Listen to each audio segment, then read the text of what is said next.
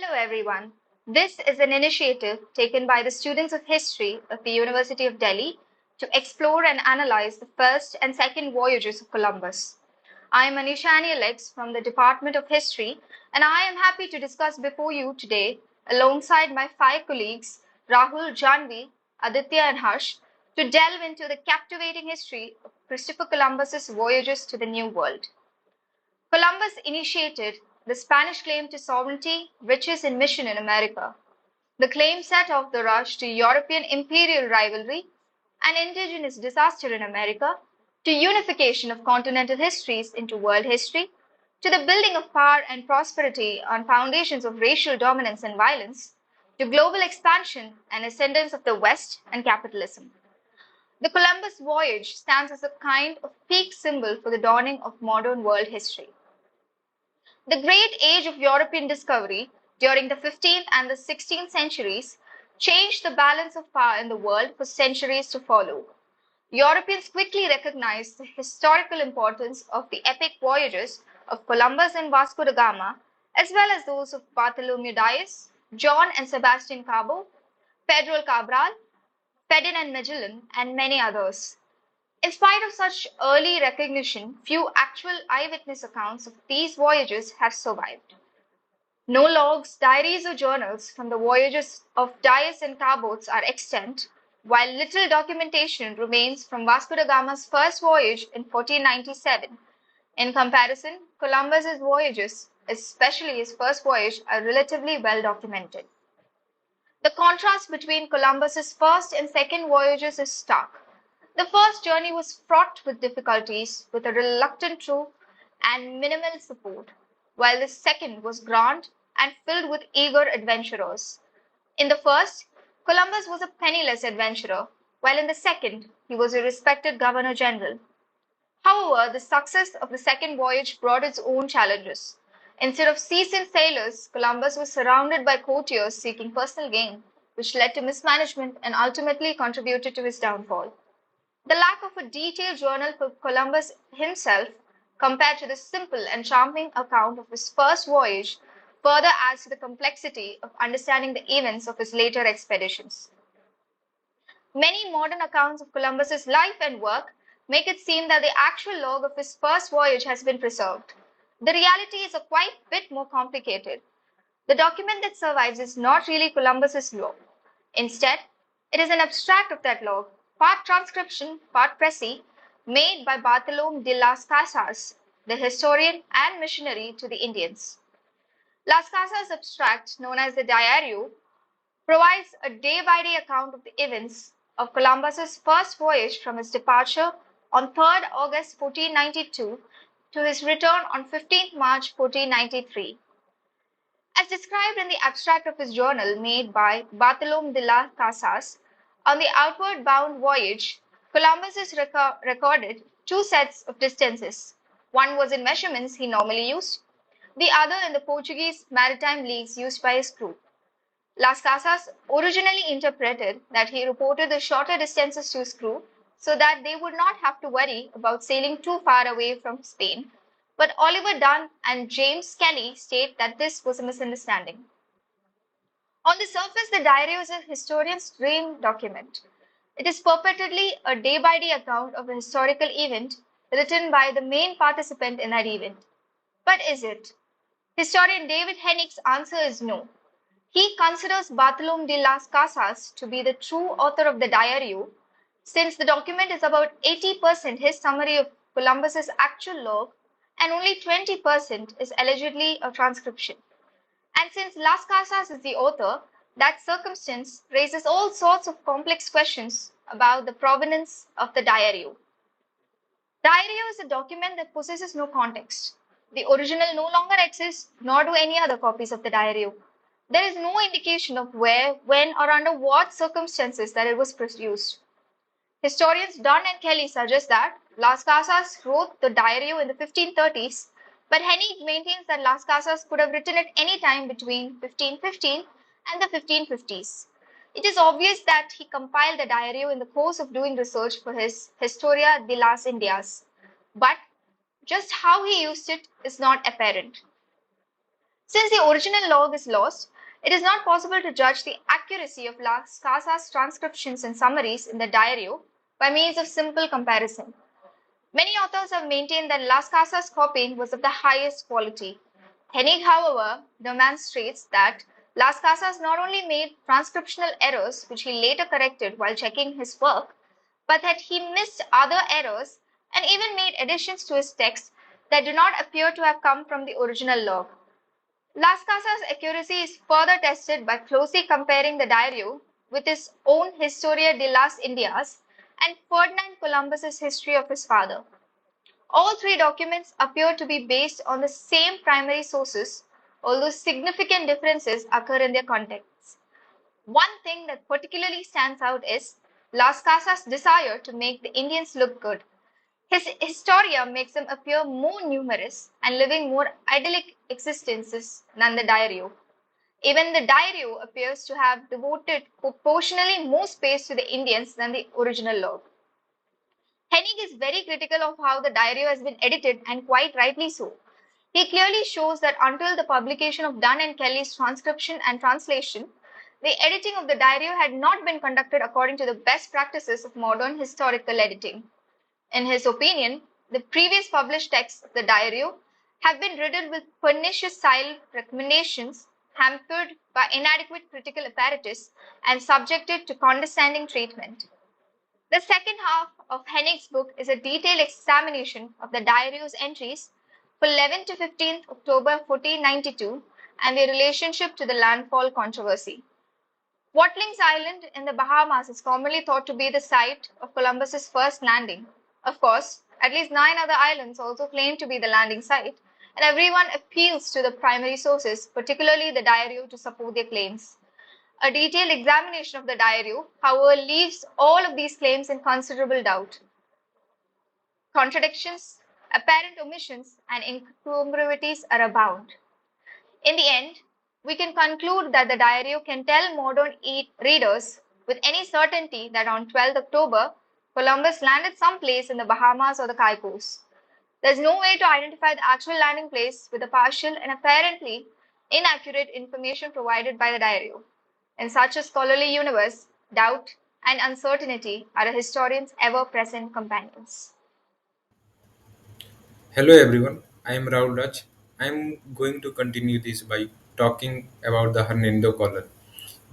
Hernando Colon's biography, The Life of an Admiral by his son, which is a biography of the Christopher Columbus. The four voyages of discovery to the New World were recorded in a number of letters and dispatches written by Columbus and the officers who sailed with them, like Bartolome de las Casas, has mentioned by my friend Anisha.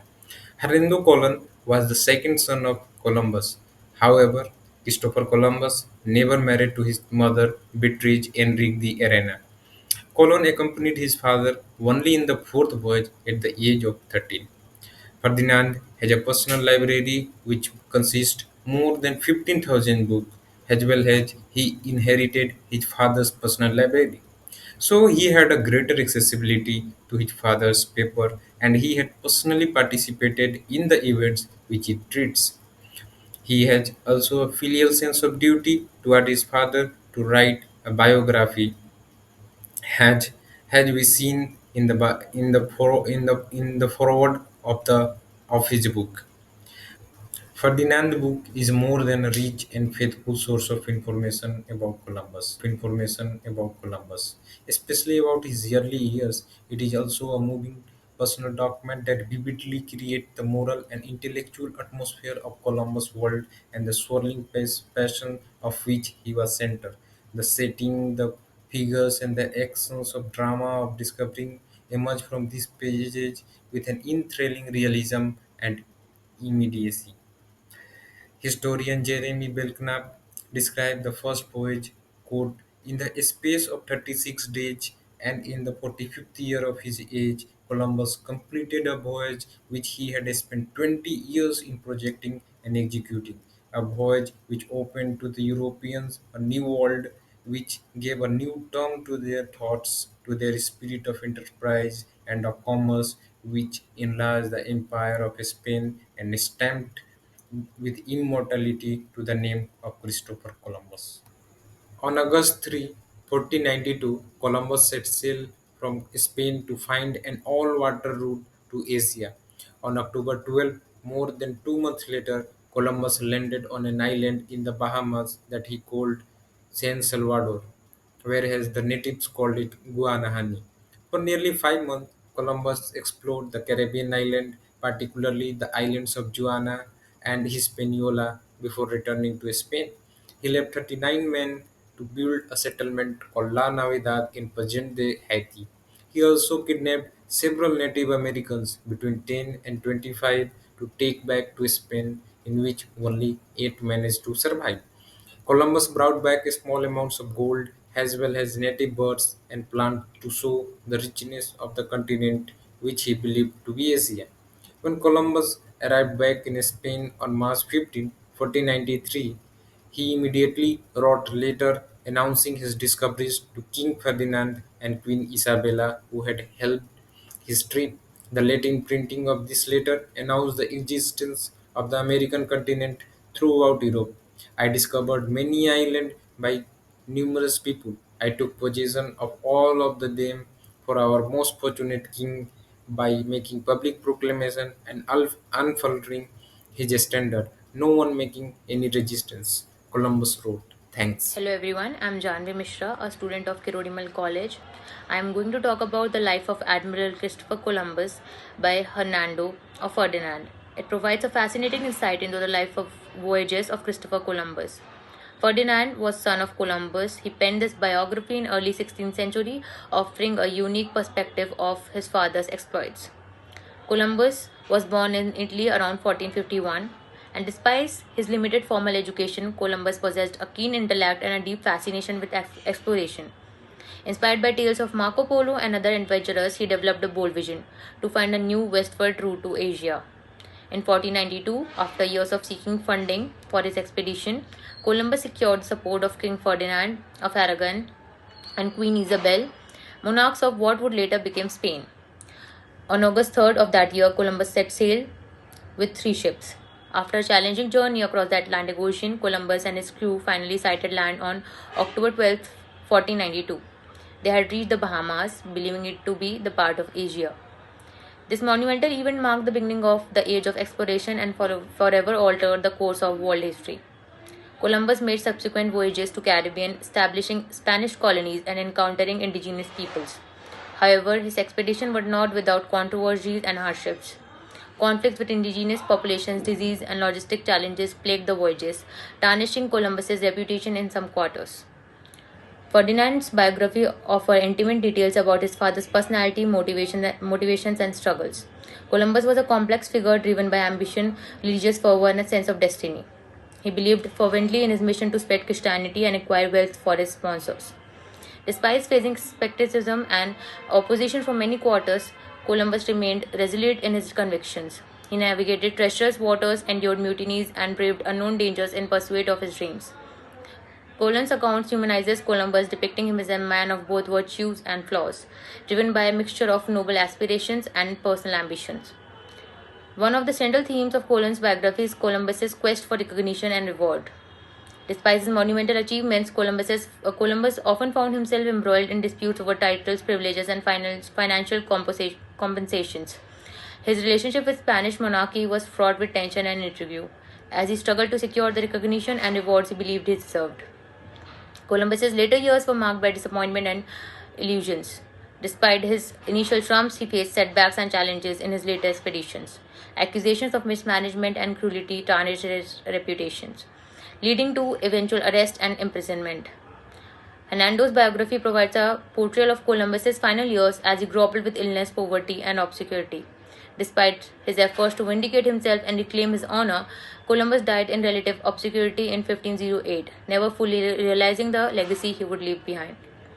In conclusion, the life of the Admiral Christopher Columbus by Hernando offers a compelling portrait of one of the history's most iconic figures.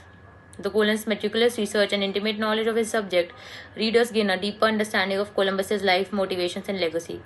Despite his flaws and controversies, Columbus's voyages opened up new horizons and reshaped the world in ways that continue to resonate to this day.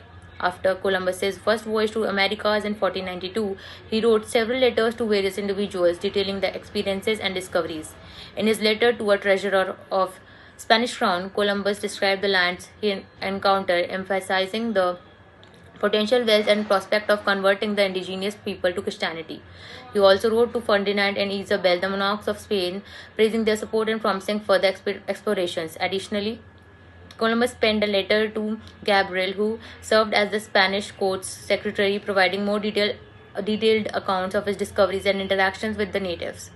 During his return journey, Columbus wrote a letter to Rafael, another Spanish official, describing the encounters with the indigenous peoples and presenting gifts he had brought back to Europe. In these letters, Columbus often exaggerated the riches of the lands he had discovered. Hello everyone, this is Aditya Khanna of Hindu College, and I'm going to begin the discussion over the second voyage of Christopher Columbus. The discovery of the Caribbean islands opened the door to the New World. The Spaniards recognized the importance of these islands, but they hadn't recognized the true magnitude of it. Columbus became the viceroy of all these newly discovered lands and was cemented as an admiral of the Spanish crown for subsequent voyages. His son, Hernando Colon, writes that the Pope granted the ownership of these and any new discovery of islands all the way to the Orient to the Catholic monarchs. The monarchs, elated, showered Columbus with grants and concessions, titles and honors. They maintained his positions as admiral, viceroy and governor over these new lands. It was determined that he would return to Hispaniola with a larger fleet, better equipment for a longer voyage, and men of better standing to settle and colonize the past and new discoveries. The primary motivation was expansion and the mining of gold and other resources. The primary source for the voyage is the letter by Dr. Chanca to the city of Seville, who accompanied Columbus in the second voyage. He describes the discoveries and contacts with the natives till January of 1494. He was a physician of Isabel and Ferdinand of Spain and was sent as a doctor to the expedition. The expedition left Cadiz on 25th of September 1493 with 17 ships and around 1,200 men of various social standings to settle newly discovered lands. It took a southerly course to discover new lands.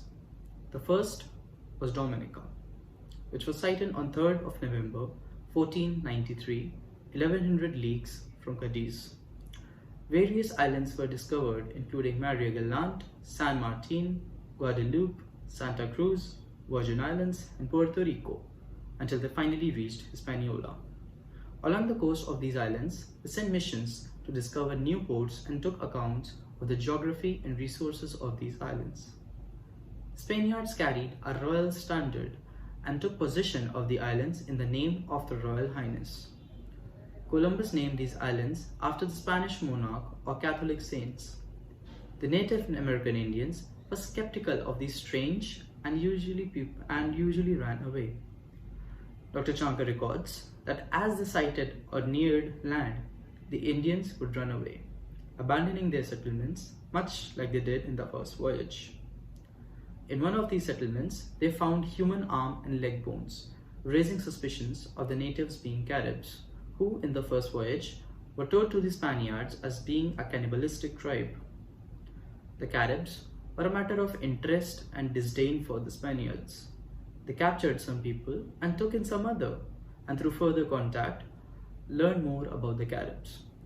Hernando Colon describes the Caribs as a beastly people and looked down on their customs with disdain. They are described as Dr. Chanca as residents of 3 islands who live in peace with each other, but they attack other tribes. They go on raiding parties on canoes, and we find that in one place they found very few men as they had gone on a raid. They captured men for slaughter and women for slavery. Babies, the Caribs kill, only raising their own. Some young boys are castrated for service and later eaten in feasts when they are older. Women and children's flesh is not considered good. Dr. Chanca describes finding gnawed bones as a proof of this. They also loved eating human flesh, saying there is nothing like it. Caribs stay naked, with long hair decorated in different patterns. They stain their eyes and eyebrows to make them look more menacing. Like other Indians, they are also seldom bearded. Shankar describes an incident where a group of Caribs came too close to a ship and could not escape easily enough and fought back, wounded 2 sailors. As per E. Hale, an account says that the group was led by a woman Carib, which is interesting if true, considering the Taino tribes all had male kings, and this could point to the Caribs having a matriarchal society. The voyage made its way to the island of Hispaniola in haste to relieve the men left there in the first voyage. Dr. Shankar describes the island as a large island greater than 150 leagues in length and divided it into 3 parts: Haiti, Jamana, and Buhayo. He was, however, later corrected, as only Haiti and Jamana were parts of the island, and Buhayo was just a district in it. The geography, flora, and fauna of the islands are described by Dr. Shankar in great detail. It had many large rivers such as the river Santiago, mountains, open valleys, and a variety of plants, animals, and fruits. Shankar is impressed by the quality and spinning of cotton in these islands. An interesting aspect of the second voyage, which remains a mystery to this day, is the case of the missing Christians. During the first voyage, 37 Christians were left behind in a settlement of La Navidad during the first voyage. As this voyage was making its way to relieve them, they found 4 dead bodies, some bound while one was bearded. This was concerning, as the Indians usually did not have beards, and these bodies they were found near La Navidad settlement. When the voyages arrived near La Navidad on 27th of November and fired 2 Lombard shots, they did not receive any response. They also saw no fires or no houses in the place. This was also discouraging and suspicious. A canoe had come which had told Columbus that the Spaniards had died of sickness and quarreled among themselves. They said that the tribes of Cannabao and Mereni had attacked them, which had also wounded their chief, Guacanagari. The Spaniards found burnt villages. The Indians nearby were uneasy in their presence and did not come near them. Some Spanish items were also found which couldn't have been traded, such as a mantle or Moorish coats. There was also a mention of Christians taking Indian women by the natives, for which the locals seemed discontented. But a common story of the Cannabau and Mereni had killed them remained as is. Dr. Shankar mentions a suspicion among the Spaniards that the Christians were murdered by the hosts out of jealousy for taking their women. Why Dr. Shankar uses the word jealousy is yet unknown. The same story was repeated by Guacanagari, who said some Christians who had gone to the Cannabau were killed there, while some others were killed in his own village. Guacanagari was also injured, but his injuries were not found to be as bad as he was pretending, which arose further suspicion. However, he was in fact injured, so they could not act upon these suspicions. The Spaniards, thus, were justifiably suspicious of the Indians, but could not be certain of the circumstances of the death and disappearance of the Christians. The admiral chose to maintain good relations with the locals.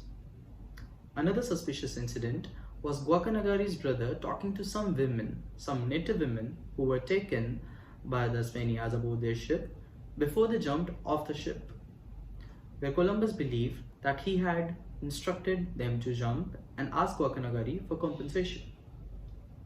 As such, there arose a general distrust of the Indians. All in all, the Spaniards saw themselves superior to the Indians and sought to use them as servants and guides to the resources that they desperately sought. They saw the natives as timid, who can be easily converted with interpreters. They worship idols and the sky, which they call Ture, thinking that whatever the Spanish bring comes from the sky. They then proceeded to create a new settlement on the island, a beginning towards permanent settlement of the Americas. We can, however, not discount the utter brutality of these Spanish settlements right from the start, as we find a reference of a Spanish captain raping a Native American woman who had not consented to having relations with him. One interesting aspect in the voyages is that the Spaniards are constantly referred to as Christians, their religious identity surpassing their national identity. This, I believe, is a consequence of the Reconquista, which culminated just a short while earlier in early 1492. The religious identity played an important role in the struggle against the Islamic Emirate of Granada. This may also be the region where the Pope was also very generous towards the Catholic sovereigns of Spain. All in all, the second voyage of Christopher Columbus cemented the position of the Europeans in the American islands. Thank you. Hello everyone, I am Harsraj from SGTB Khalsa College and I will start from the where Aditya left. So basically, I am focusing on the last part of the second voyage, the life of the Admiral by his son Hernando Colon. This part focuses on the Admiral return from his expedition to Cuba and Jamaica to find that his brother Bartolomeo Colon had arrived in Hispaniola. Bartolomeo, there were some disagreement about his appointment. The Catholic sovereign granted the governorship to Bartolomeo to settle the difference. The admiral took rest and lived quietly in Hispaniola, but he was distressed by the misconduct of Pedro Migrant, who had caused the Indian to revolt. And the admiral found the island in a bad state, and the Indian refused to pay obedience. So, going further, we will focusing on the five common themes. The first, the common ownership of resource among Indians. Second, exchange between Indians and the Spaniards. Third, the ritual practice among Indians. Fourth, the fight with women. Fifth, starvation faced while returning. And rest I will conclude this overall voyage. So first we will focus on the common ownership among the Indians. So when the admiral men entered the village, the Indians seemed to hold all possessions in common. They did not show any resentment when the admiral took things from them and pleased from their houses. And the Indian also took items from Christian. However, they believed that there were similar customs existed among them. However, further they found that this was not the case. Yes, further, Admiral laid the foundation of a town called Isabel. The admiral found a layout of the town by dividing it into a street with a central square. The aim was to create a well-organized and structured settlement. The central square would serve as a focal point for the social gathering and public activities. Additionally, Admiral also intended to bring a canal. And that would require the construction of a dam. This canal would not only provide a convenient water source for the town, but also serve to drive mills for various purposes. The layout of a town was designed so to ensure the efficient functioning and settlement and to address the challenges faced by the towns. Further, Columbus also did not consider Cuba as an island, but he considered it as a mainland. Further, the interaction between the explorer and indigenous people led to the discovery of valuable resources such as copper mines, sapphire, amber, Brazil woods, and etc. World. And this second voyage starts the very process of the Columbian exchange. Further, while Columbus has portrayed the Indian society as a static, but here we get to know about their ritual practices. The natives were found to worship wooden images known as kemis and engage in the ceremony using deceptive techniques to maintain control. Funeral practices varied from preserving body to burying with bread and water or even strangling the dying. Beliefs about afterlife included a valley where the dead would reunite with the ancestors for comfort and pleasure. These customs provide insights into the culture and tradition of indigenous populations, showcasing a blend of resource-rich land and complex religious and funerary practice. So basically, this highlights the diversity and the complexity of indigenous culture. So further, after pacifying the island and building the city of Isabel, the admiral decided to return to Spain to give an account of the Indies to the Catholic sovereign. He embarked with a small crew and sailed towards the Carib Island to find provisions. However, they encountered the resistance from Oman at the island of Guadalupe. However, in earlier voyages, we have seen that the Omens have welcomed them, but here we see is, Omens were attacking them. So it reflects the changing attitude of Indians towards the Spaniards. However, they rather reconciled or basically made a peace with Oman. The admiral also continued his voyage towards Castile. Basically, he continued his voyage towards Spain, and while he also faced starvation, but he reached on the shores of the Saint Vincent, and this confirmed that this was the shore of the Portugal. So So basically, these parts provide insights into the admiral return to his family, the resource and the customs of the Indian, and the challenges faced by the voyagers while returning to Spain.